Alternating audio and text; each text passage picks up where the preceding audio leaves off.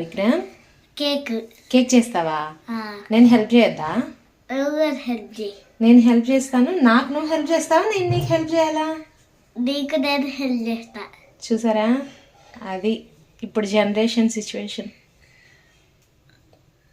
School నుంచి వచ్చేటప్పుడే అమ్మ నువ్వు నాకు కేక్ చేసి పెడతానన్నావు అని నన్ను గుర్తు చేస్తూ ఉంటాడు రోజు. పాపం రోజు అడుగుతున్నాడు కదా, ఈరోజు మర్చిపోకుండా కేక్ చేద్దామని చెప్పి స్కూల్ నుంచి తీసుకొచ్చేటప్పుడే కావాల్సిన ఇంగ్రీడియంట్స్ అన్నీ తెచ్చుకున్నాను. ఇంగ్రీడియంట్స్ అంటే ఏమీ లేవండి, మైదా పిండి మాత్రమే. మిగతావి చాక్లెట్ ఉంది ఇంట్లోనే, కాబట్టి కావాల్సిన ఇంగ్రీడియంట్స్ అన్నీ ఉన్నాయి కొన్ని ఇంట్లోవి. అందుకని మెయిన్ మైదా పిండి కావాలి కాబట్టి మైదా పిండి మాత్రమే తెచ్చాను. ఎలా చేయాలో ఒకసారి ప్రాసెస్ చెప్పేస్తాను.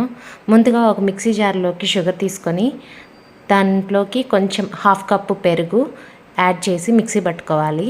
దాన్ని ఒక బౌల్లోకి తీసుకొని మిక్సింగ్ బౌల్లోకి పావు తక్కువ 1 కప్పు మైదా పిండి, అలాగే 1 spoon baking powder, half spoon baking soda add చేసుకోవాలి. స్టెయిన్ చేసుకున్న తర్వాత విస్కర్తో ఒకే రొటేషన్లో కలుపుకోవాలి. యాంటీ క్లాక్ వైజ్లోనే కలపాలి, క్లాక్ వైజ్లో అయినా కలపాలి, ఏదో ఒకే రొటేషన్లో మాత్రమే కలుపుకోవాలి.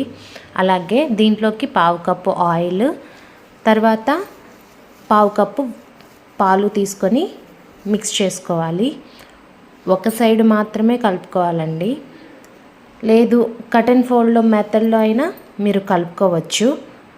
నెక్స్ట్ నేను కేక్స్ చేసే మౌల్డ్స్, చిన్న కప్స్, నా దగ్గర స్టీల్ కప్స్ చిన్నవి ఉన్నాయి. దాంట్లోకి కొంచెం ఆయిల్ వేసుకొని కొంచెం ఇలా మైదా పిండి వేసి రెడీ చేసి పెట్టుకున్నాను బౌల్స్.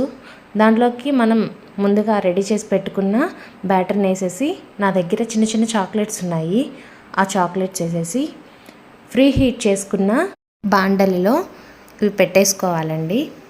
ఒక 15 మినిట్స్ మాత్రం హై ఫ్లేమ్లో పెట్టాలి, 15 మినిట్స్ సిమ్లో పెట్టాలి.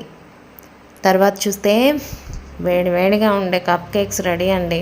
బయట కొనే పనే లేకుండా పిల్లలకి ఇంట్లోనే చేసి పెట్టుకోవచ్చు. ఏమ్మా నువ్వు బయట తిండి పెట్టవా అని అనుకోకండి, బయట తిండి పెడతానండి ఎప్పుడో, అంతేగాని ఎప్పుడూ పెట్టను.